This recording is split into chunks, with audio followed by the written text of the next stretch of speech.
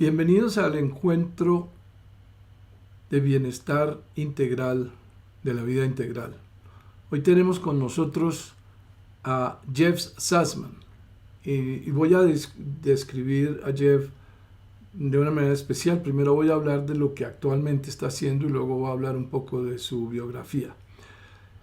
La principal ocupación de Jeff ahora es el podcast El Evolucionar Diario, Daily Evolver.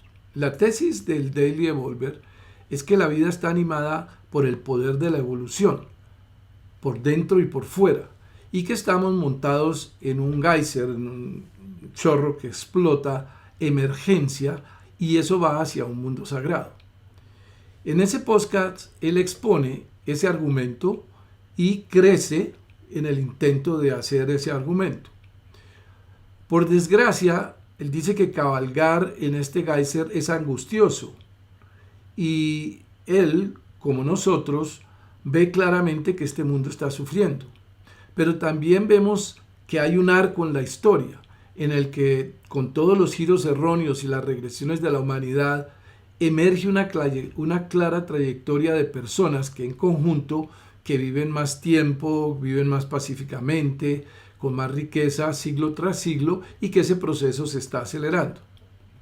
Y desde este punto de vista, él nos dice que el sufrimiento es realmente una llamada a la acción y que ninguno de nosotros alcanza realmente la felicidad hasta que todos los seres alcancen la felicidad. Por lo tanto, el trabajo que tenemos que hacer no tiene fin. Pero la idea es que nos dice, por favor, hagámoslo con alegría en nuestros corazones, porque todos estamos en este viaje sagrado. Y teniendo en cuenta que nosotros salimos del barro, empezamos como bacterias, pues hasta ahora lo estamos haciendo muy bien. Y eso es lo que él intenta señalar en ese podcast y en ese blog. Y nos dice que es un adicto a lo que está pasando en la actualidad, está permanentemente leyendo periódicos, viendo las cuestiones políticas, lo que está pasando en el mundo, en la política y en la cultura, y lo que él está tratando de hacer es ver eso a través del lente de la evolución emergente y comentándolo en este podcast que se llama el Daily Evolver. Esa es la principal pasión que él está haciendo en este momento. Jeff Salzman pasó los últimos años como cofundador y profesor del Instituto Boulder Integral, el Centro Integral.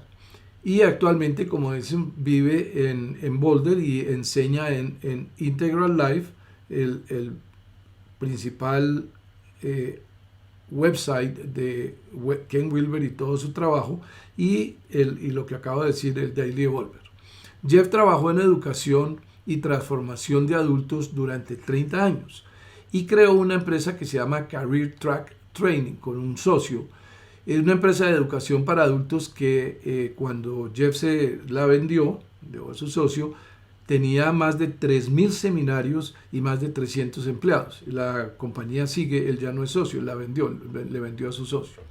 Durante 3 años después él trabajó con Ken Wilber, hombro a hombro, para desarrollar el Instituto Integral, un centro internacional para la teoría y la aplicación integral, y creó seminarios históricos sobre la aplicación integral en los negocios, en la psicología y en la espiritualidad. Es un practicante espiritual desde hace mucho tiempo, de muchas tradiciones, y tiene un máster en budismo indo-tibetano de la Universidad de Naropa. Además, Jeff vive muy cerca de uno de los principales filósofos de la teoría integral, que es Steve McIntosh, y además Jeff es miembro de la junta directiva del Instituto para la Evolución Cultural que Steve McIntosh ha creado. Jeff nació en Pensilvania y ahora vive en Boulder, Colorado, en medio de una increíble variedad de amigos y compañeros que comparte con su esposo, Chuck, y sus 2 perros, Gracie y Estela. A Jeff le encanta el cosmos, que en lenguaje integral está formado por el universo fuera de nosotros, el cosmos, así como el universo dentro de nosotros, la conciencia. Y por supuesto, a Jeff le encanta ayudar a otras personas a que puedan hacer lo mismo. Entonces, con eso vamos ahora a hablar con Jeff Salzman. So, Jeff, I just introduced you. It was in Spanish. People know now who you are. Uh, please tell us a little bit about yourself and what are you doing now and where do you start and what is your main orientation right now? Yeah. Yeah, well, I've been doing the Daily Evolver for 10 years. It's a podcast. And I have been part of the integral movement for probably 20 or 20 plus. Started reading Ken Wilber back in the, I think, early 90s. I was trying to think of when it started. But, that has lit me up. And that has been my mission. I was a businessman in an earlier life, and I have the freedom to explore and to work in this territory. And I've been, it's been my great privilege to do so. And so that's really what I do is I look at the world through the lens of particularly development, stages of development in terms of the culture, that is all of us together, or individual cultures or subcultures, or even the cultures of families, the cultures of friendship. There's an upward draft that's built into all of it. And then our own personal evolution. And every one of us, I do think that one of the great gifts of Integral is that it integrates spirit and science, that we see things as objectively as possible, and we see things in this deep subjectivity that recognizes, so evolution and emergence are really key to this whole theory.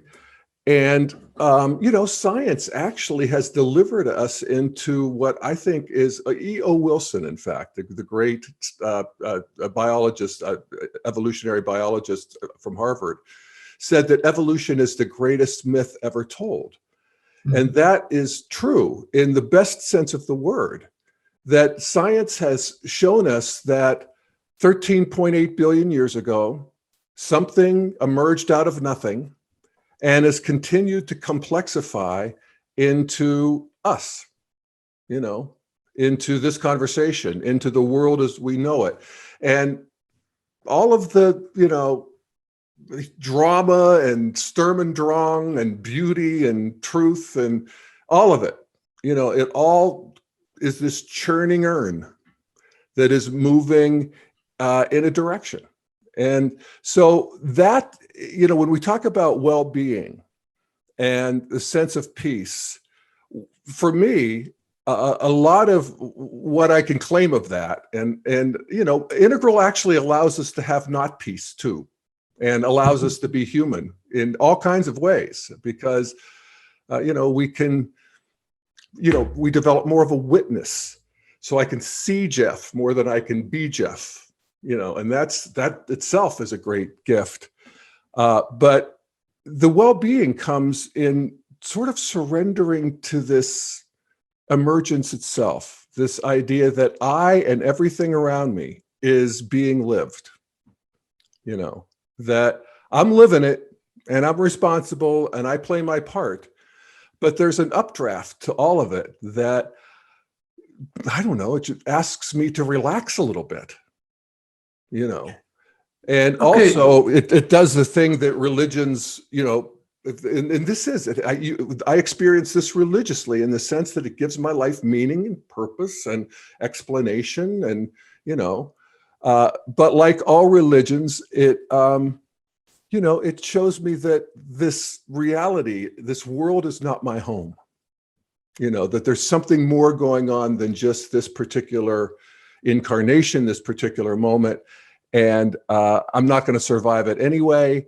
And it's what, particularly the Eastern religions, but even Christianity, death, acceptance of death, having death riding on your left shoulder. Is that my left shoulder? Yes. So that you're not afraid anymore. That's a great gift of these realizations, is a lot of fear drops. Okay, let me stop you there. I hear you saying how you're living right now, and what after a long life of not only business, but reading, and I understand that you studied Buddhism in Naropa and all of that. You got to that. But let's talk about the 15-year-old, the 16-year-old Jeff. Did you see that was what was going to happen in your life at that point? Because I understand you have a background that we'll say is more conducive to be someone in the fundamentalist arena. Yeah. So talk to me about, because what I want to convey to people here, you as an example, that's why we have you, people like you here, is that it's possible. Doesn't matter where you live. So what happened? Tell me about that moment and what started to happen. Yeah. Yeah, well, I was raised at a very socially conservative. We would call it in integral theory. We're using spiral dynamics. Would say blue, early, even mid blue, or amber in integral theory. But it's the God and country people, you know. It's the men are men and women are women. It's I knew when I was 12 that I was a gay kid. I sort of figured it out because there was one book in the library that mentioned it, and I sort of got that helped, but there was no way, that I was ever going to be able to come out or live the way that I felt myself, emerging into adolescence. But that's, everybody starts at ground zero in a sense. I mean, that's one of the things that Ken Wilber teaches. We literally start as infants where we're just emerging into self-consciousness, and then we live in a magical world. And then, where there are monsters under the bed and we can put on a cape and fly. And, I did all that. Everybody does that if they have a relatively healthy, secure childhood. And then the next stage is mythic, where you realize that there's good and bad, and you become a Boy Scout or a Girl Scout, and you want to be good. And you, in my case, accept Jesus as your savior. And that's the blue stage. And cultures can, a lot of cultures, that's where they are. There's modern people arising, and there's modern thinking and modern technology, but the hearts are in this kind of place of family and home, and all of that other stuff kind of feels a little bit threatening. But then there's some of us that wasn't threatening. I actually couldn't wait to move on.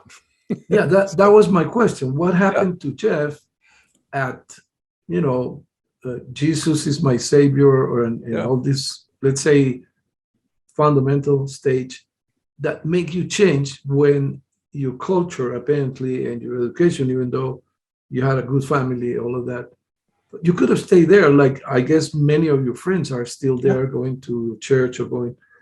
What happened? What was the thing that changed inside of you? Nobody knows why people continue to develop or don't. That's really just one of those karmic things. I think it probably has ramifications beyond this lifetime.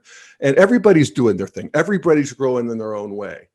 But there's some of us for whom the modern worldview, I learned it in science class in 9th grade, that, all of a sudden it's like Jesus literally walked in the water.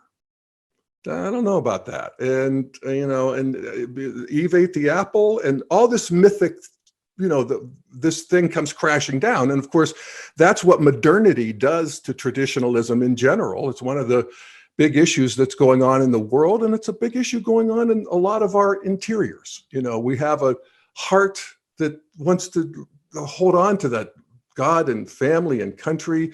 And then there's this modern world that beckons. And for me, the modern world won. And, I sort of polarized against my upbringing and religion. I became a militant atheist for about a decade there. But also there is the love your neighbor and love your yes. And did that disappear for you when you disappear from that? No, and that's interesting, and that's actually a significant question in terms of development. Is that even if we sort of reject some of the catechisms of these stages of development, these ideologies, the structures are there. Mm-hmm. I learned that you have to be civilized, you have to wait your turn, you have to sit in quiet, you have to be able to shut up and listen. None of that went away. I learned that I had to be obedient in certain ways. I had to fit into the system. And that's fine. Carry that forward into modernity, leave the myth behind. Actually, not permanently. We want to bring the myth back when we get to integral consciousness, actually, not as it was, but we want to feel, this sort of mythic truth of aliveness, that we're living a journey, that we're not here by accident, that this is meaningful, and every moment and every person you meet is meaningful if you're paying attention. But the other thing I want to say is that at that point, and you're describing how you're growing, but at that point, were you aware that that was what happening, or it's something that you're saying now that you see the whole trajectory? Because some of our listeners might be in a point that they cannot have the meta vision or the general vision. So talk about a little bit how, when you become modern and you become a very successful businessman, what was there that you carry, and also what happened that keep you moving? And because the same way you could have stayed as a fundamentalist, you didn't stay as a modern person. You moved. So what happened? Well, what moved me out of the traditional was, I don't know, again, Jose, in a sense, I felt suffocated by it. I couldn't wait to get out into the world and make my way. And that's just the difference in orientation and consciousness, where at traditionalism, you want to fit in, you want to conform, you want to be obedient, you want to be the best child of God possible. At least that's the idea. And in modern, no, I want to go out and I want to be all I can be. I want to express this Jeffness into the world. I want to achieve. I want to succeed. And so I don't want claims of family on me like people at that other stage do. I want to shuck that off. Now, there are more and less skillful and humane ways to do that. I tried my best to do it in a way that I kept my good relationships and did, and so then I become a modern, success-oriented person. And then I also move into postmodern, where I start to question the values of modernity and rationality. And I see some of the downsides, like the exploitation and consumerism and the shallowness. And all of a sudden, that's not good enough anymore. At that point, you build a company that I understand had thousands of clients and many courses on precisely management and leadership. Is that right? Yeah, and business management and culture. And it was very successful. Yeah. And that's that at a certain point started not to be something satisfactory. Yeah, that's right. That's right. And I remember when I was little, my mother would say, "Jeff, you're never satisfied." And she was so right. I mean, it's so true. I mean, at some point that was like, I got my fill of that. And I wanted more. And so at this point I had already become, as many people do who are living in the modern world, they develop a postmodern sensibility of, psychology. So I start doing therapy. I start doing groups. I get interested in different kind of rituals and religious practices that I wouldn't have had any time of day for when I was a hard materialist, but they start getting interesting. And so I start playing around. I live in Boulder, Colorado. I can kiss a lot of frogs when it comes to all of that. And I did. And, I'm gay, so I'm out and proud. And all of that. Explain a little bit that expression, kiss a lot of frogs, because I don't think that will translate very well for the Latin community. But I think it's very important what you mean by that. Yeah. Well, kissing a lot of frogs means, in the fairy tales, which you probably tell too, the princess meets the frog, and the frog has to be kissed, and then it turns into a handsome prince. That kind of thing. So kissing frogs means I tried this, I tried that, I did, the other thing, primal screamed, I holotropic breathed, did outward bound, I did it all. And I saw all the teachers come through. Naropa was here, all the, great teachers of the time. This is the early 80s, into the 90s. And I never found what I was sort of looking for. I was on a spiritual quest. And even as I could look back and see that there was a spiritual quest the whole time, even as a little kid, but certainly when I found Jesus, and then becoming a militant atheist is actually a part of a spiritual quest. You're just sort of dissolving and deconstructing it and, getting some free thought, bringing that in.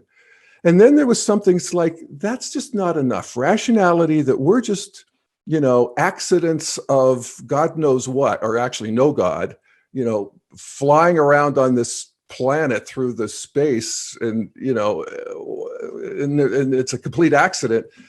That felt very suffocating to me at some point. 10 years, that did me just fine. I was focused on other things.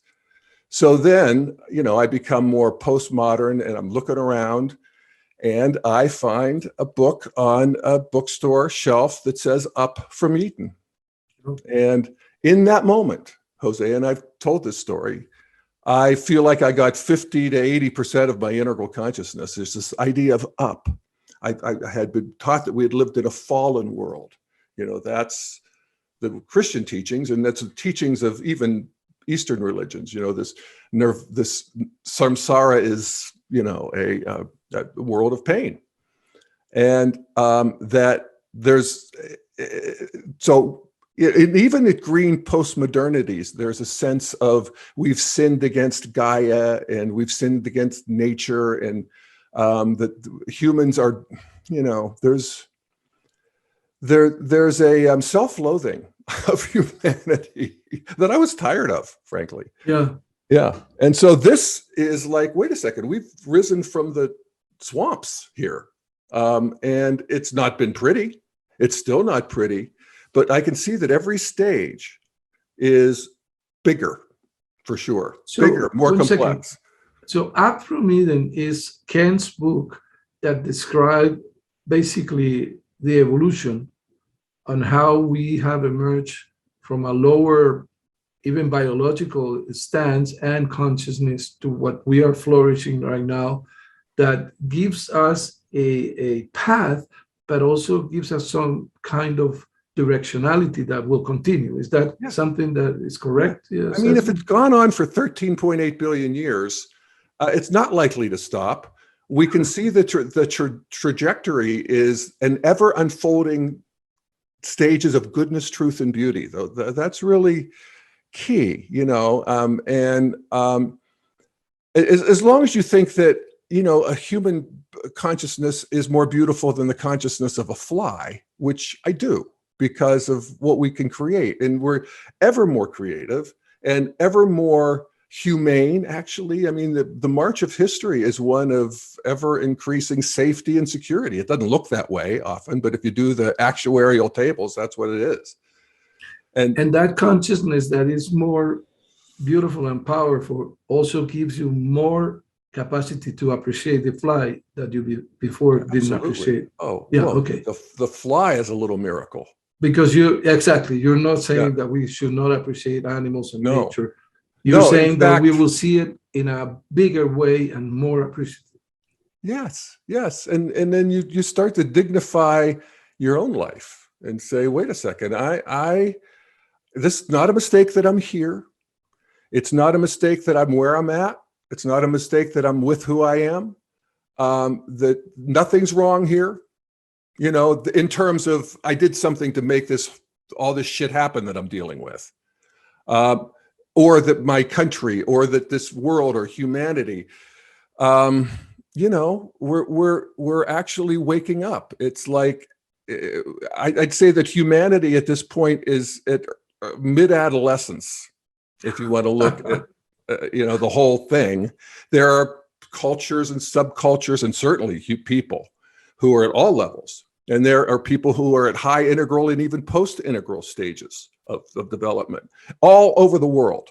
And that's really new. That's something. Well, I don't know how new it is, because there's always been saints and sages, wise people who get, if you think of Socrates and Marcus Aurelius and these people, what's also true of them is that they were racist warmongers because of the time they lived in, but they also had this sense of the world is not my home. They had a sense of enchantment.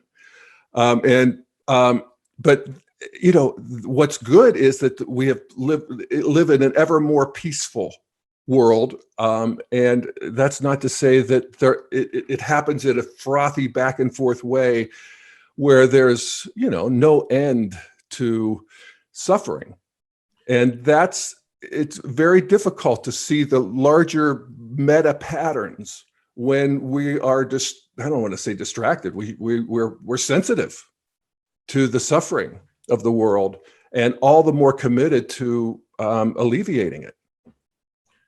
Okay, I want to talk about two things that you introduced that not necessarily our listeners will know. One is when you say that these people that were very sensitive could be also warmongers, and the other is that you said meta view. So in the first one, I think you're talking that there is a distinction about the way we think, the structure of consciousness, the culture, and another thing that we will say is what is like enlightenment. What is the two things?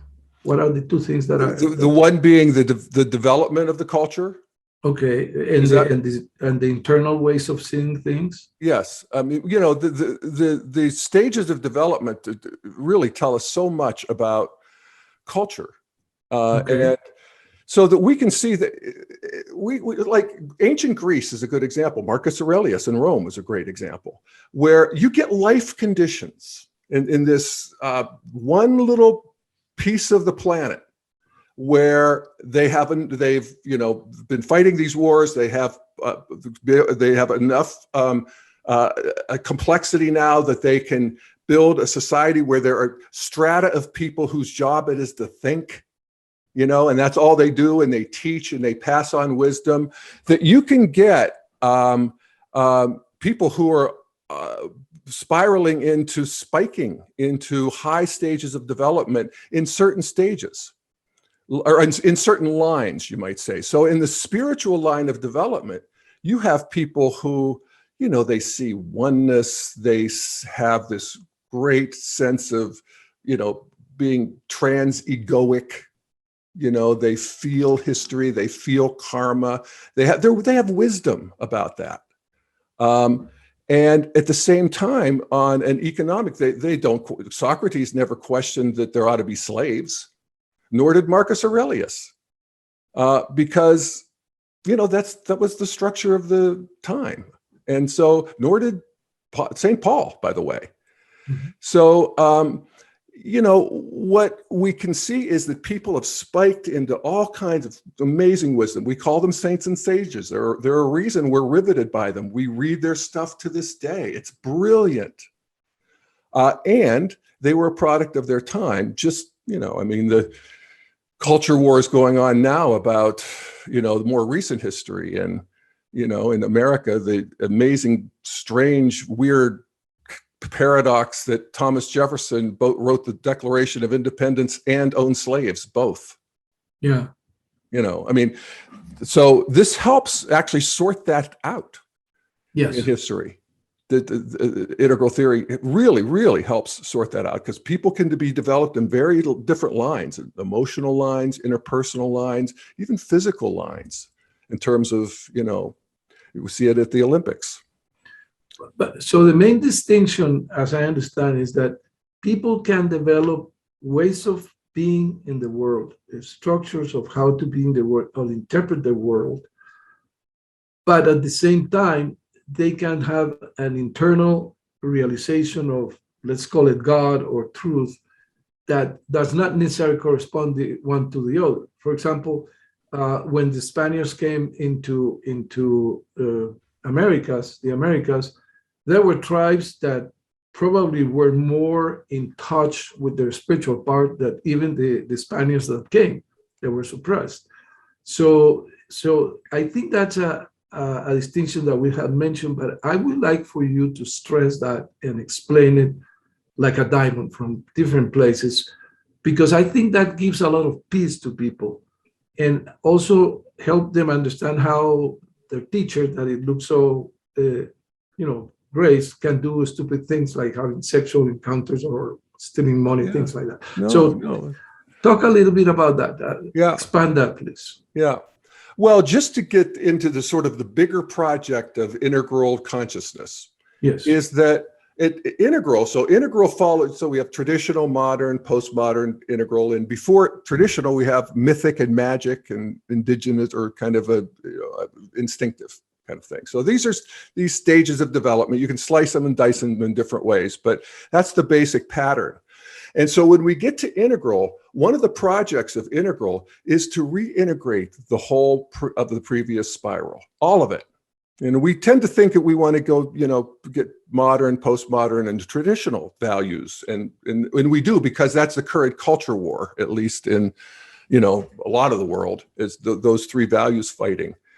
But there's also a part of the integral project is what you were talking about with the indigenous people who met the Spaniards. So the Spaniards are coming in with this axial religion that sees that there's a God in heaven, one God, and the creator of the universe, while the Aztecs and the Incas and the indigenous people, and this is humanity at this stage, this is just those people, this is humanity at that stage, they haven't gotten to that one transcendent God as much as there's spirits and there's gods of this and there's gods of that and there's volcanoes and there's nature gods, and that is, it's hard to overestimate just how thick and liquidy and luscious that world is when we're looking at it from the modern world, where we've become rational, we've dropped all that, we get embarrassed by the superstitions and the, cutting the hearts out of the virgins and all of that sort of thing. But it's alive in a way that we can't have a hard time imagining, and we want to. We actually want to reintegrate that, because that's a part of our own being, and we had it as a kid. That magic structure, and we don't want to be ruled by it, like the monster under the bed, but we do want to realize that this world is enchanted. There is something very, very enchanted about this life that we're walking through, and again, I mentioned it before, everybody we meet, it's like a fairy tale. What do they have to tell you? What do they have that you don't? Where's their line of genius? What do you need to watch out for? I know for myself, one of the practices I do that is very reliable in terms of changing my state is to just talk to the trees and the clouds. So take a walk and just ask them, what should I do? How should I do this? And the response from the trees and the clouds are always some version of, everything's okay. Everything's okay. Don't worry about it so much.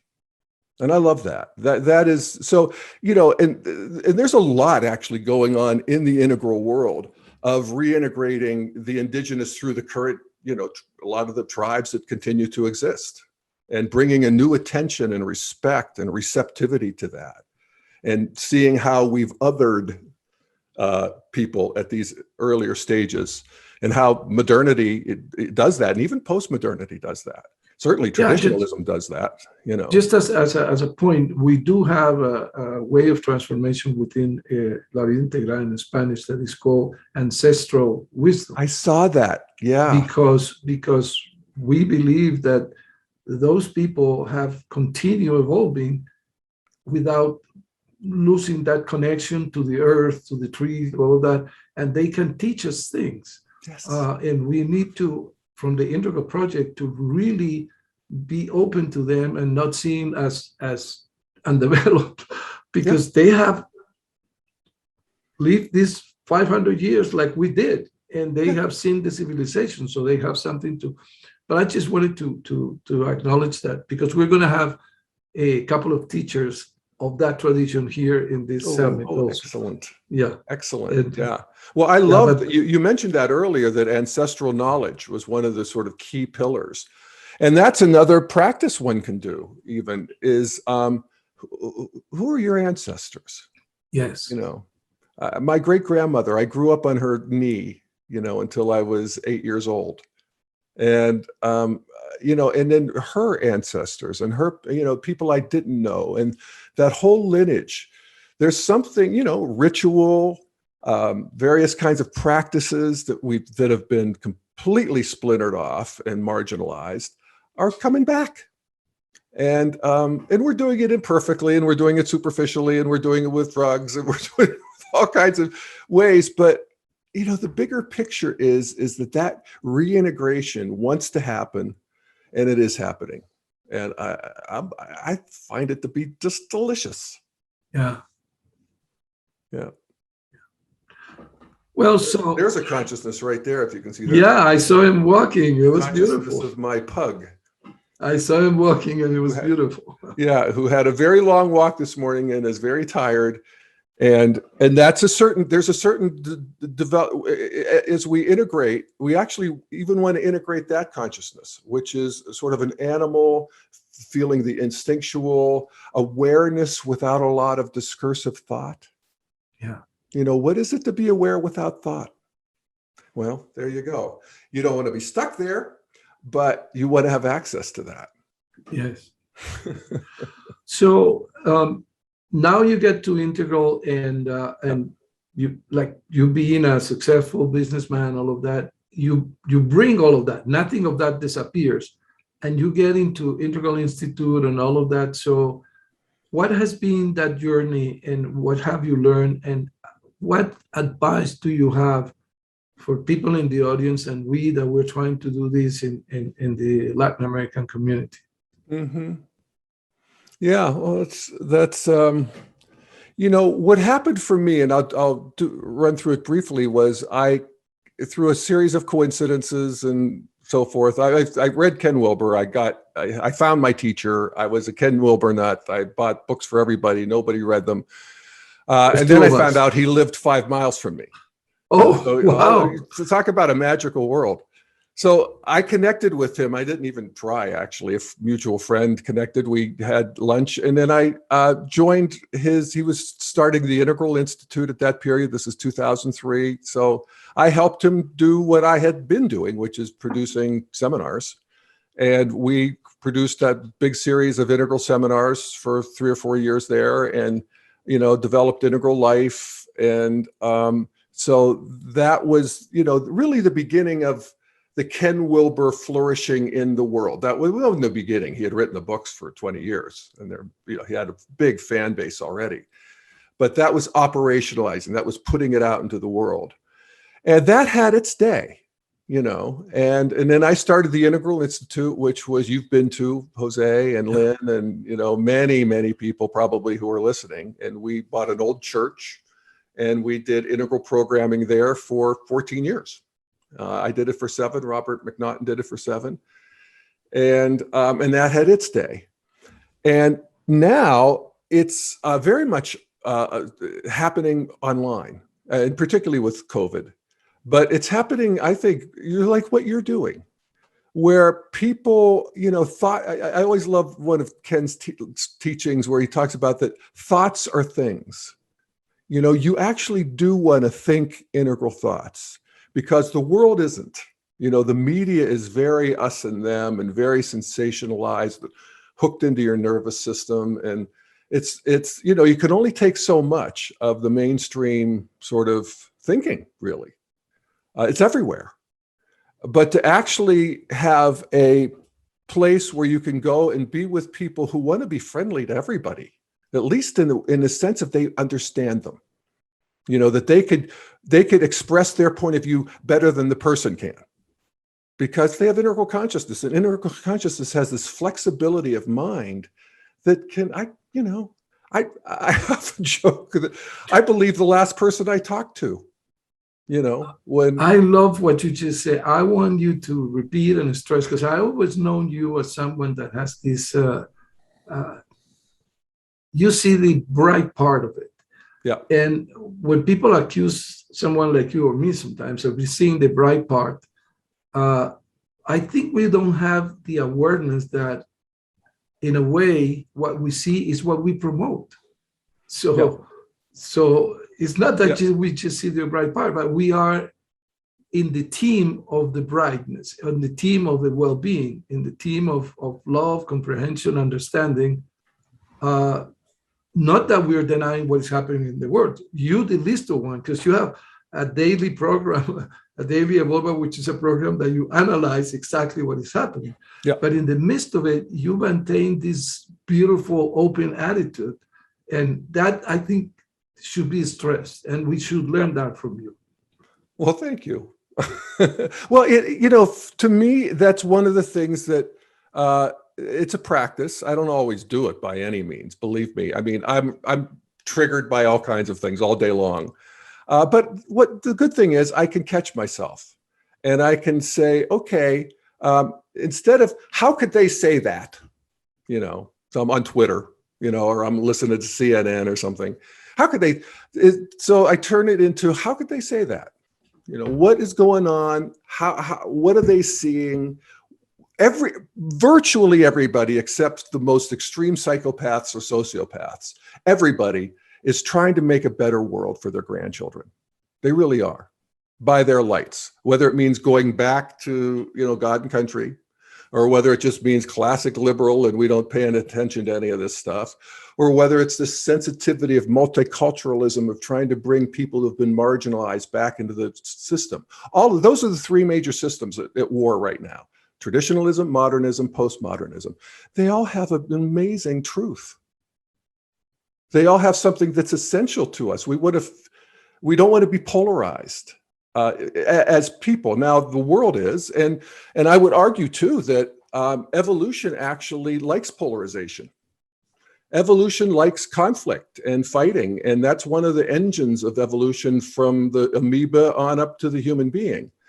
Now, what is also true, and Darwin pointed this out as success as much as survival of the fittest, is the idea of, sex, friending each other. That there's a natural affinity for wanting to get together, and so that is also online, and it's a big mess.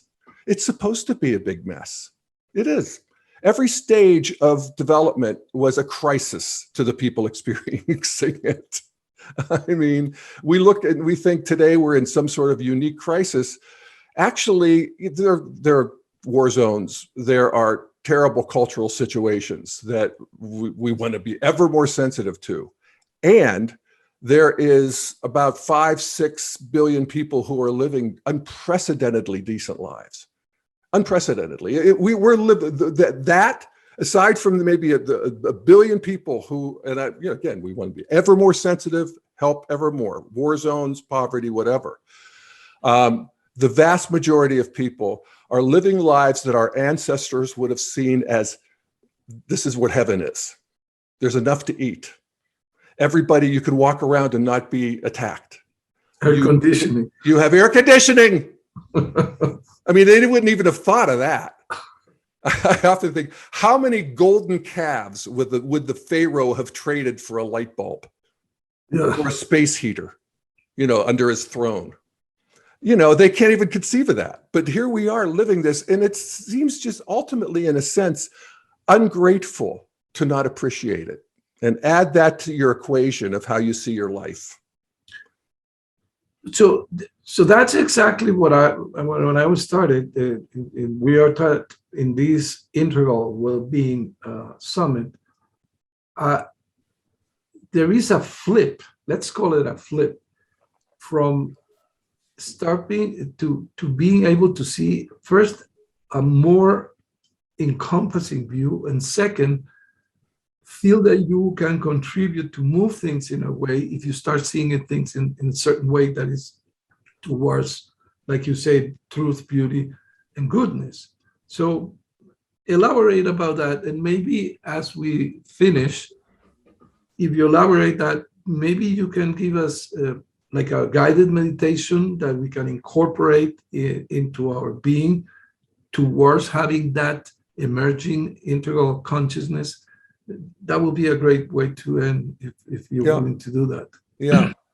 Yeah. I just was thinking you talked about a meditation, but before that, What was it? Define more the attitude that we can, that we are here looking at what we're looking, and the way we look at will promote something. Yeah. If we look at it as a problem, we'll promote that. But if we look at it as we were talking before, and seeing it in a more encompassing way, we can promote another thing. So that's how an integral consciousness manifests. Yeah. So talk about that, and then. Yeah, and that's the opportunity that really anybody has now. I mean, you can talk to other integral people. For the first 10 years of being a Ken Wilber integral nut, I couldn't talk to anybody. I mean, it's really something. I mean, there was no internet. And what internet there was no way of connecting. And people can do that now. And it's important to do that. It's important to have integrally informed conversations, to, debate, to read the books, to, have fellowship with each other. And again, to appreciate what we're doing. And that's an opportunity that, like I said, anybody has in any situation where they can at least get on the internet. So I would really encourage people to do that and to be part of, the evolution of humanity, the evolution. Steve McIntosh talks about be part of the perfection of the universe. Yeah, it's something like that, where you're bringing ever more compassion, ever more embrace, ever more forgiveness, particularly forgiveness to humanity. This demonization of humanity is, I think, really pernicious. It's like in the 70s and 80s, everybody, well, actually 90s, people did therapy to get rid of their own self-loathing because everybody walked around hating themselves. And, a lot of therapy is about incorporating the parts of yourself that you didn't want to see or own, and to see that they're actually trying. They really want to be part of this system here. And to do that with humanity. And so I guess the meditation I would do would be well, let me just do it. Okay. We good with that, Jose? Yes. Yeah. Yeah. Would be to... Bien, en primer lugar, vamos a tomarnos un momento para relajarnos y respirar. Empezaré con una visión de lo que Ken Wilber llama los 4 cuadrantes de la realidad. Los seres humanos existimos en 4 dimensiones irreducibles de la realidad. Por un lado, en la parte superior izquierda, para aquellos que conocen la teoría integral, utilizaré un poco de jerga. Si no la conocen, no hace falta, seguirá funcionando. En el cuadrante superior izquierdo, este es el interior de mi individuo. Así que mi interior Jeffness es su propio mundo. Así que lo que quiero que hagas es solo prestar atención a la película que se está desenrollando en tu propia mente. Y los pensamientos que surgen como imágenes, surge la narración, como el pensamiento en este momento podría ser, ¿cuál pensamiento? Todo eso está sucediendo bajo su propio poder. Es realmente algo en este espacio en el que podemos discernir y sentir y relajarnos.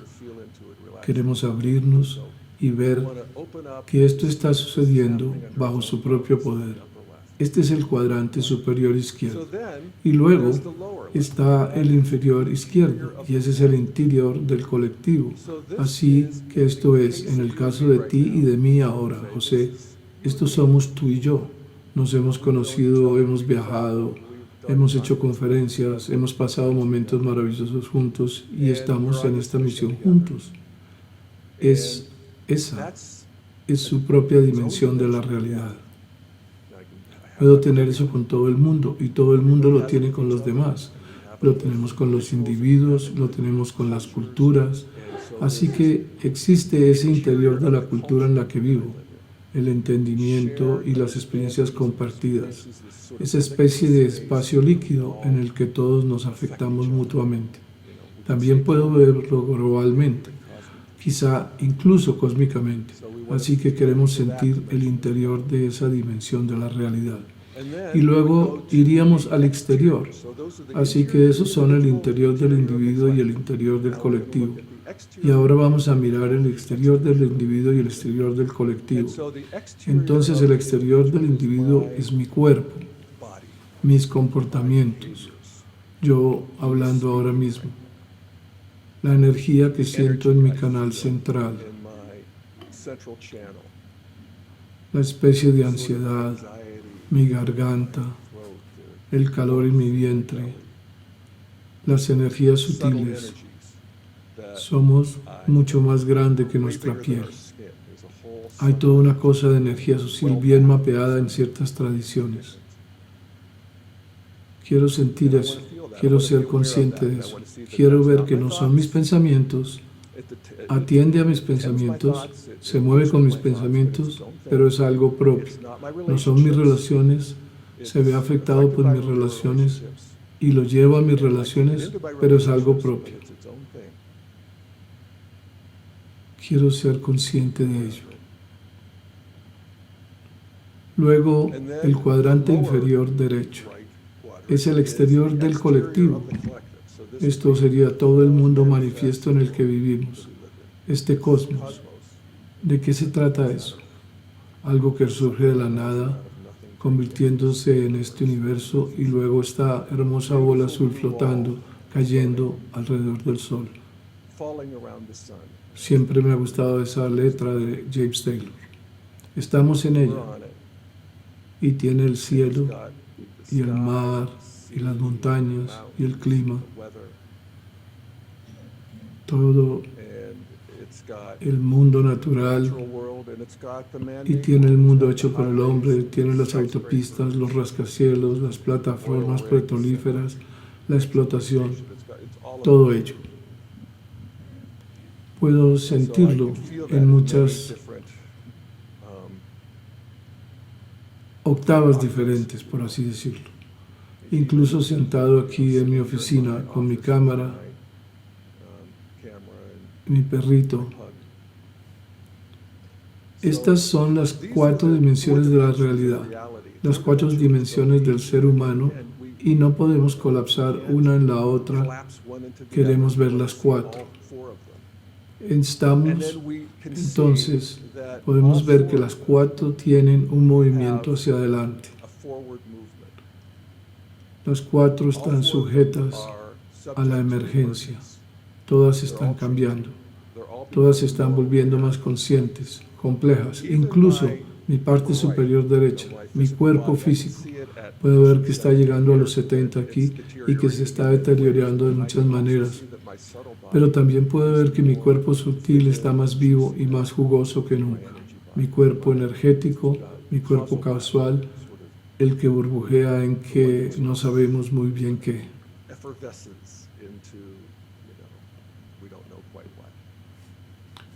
Esto es una meditación sobre la teoría integral. Puede darnos. Podemos ver este desarrollo y cada uno de nosotros se desarrolla en todo el sistema. Se desarrolla en los 4 cuadrantes. Me encanta. Así es como me siento vivido. No solo soy yo. Hay una inteligencia amorosa que está en este espacio, que es misteriosa, pero puedo tener fe en ella y la tengo. Así que amén.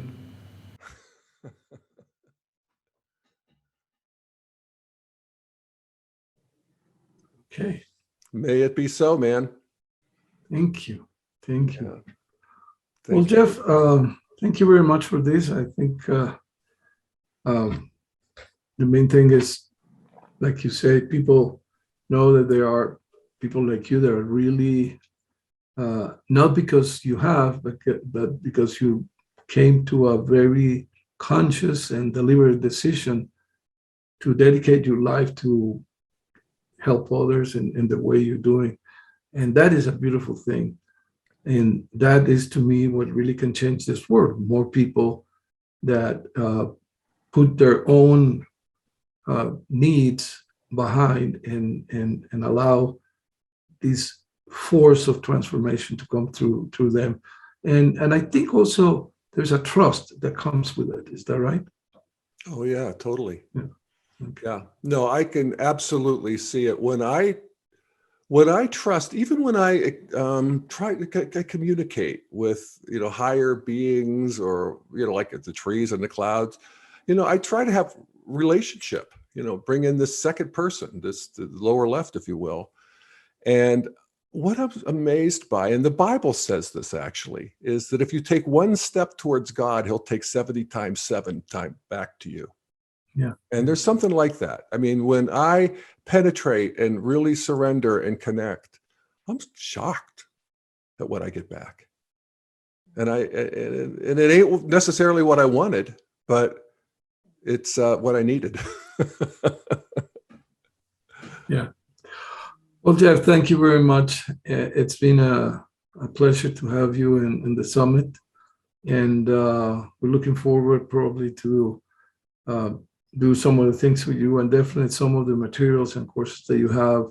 We'll talk about it to make it available to the Hispanic speaking community. Thank you very much. Well, thank you so much for your work, Jose, and the best to you and your team on this endeavor. I think it's terrific. Love to all.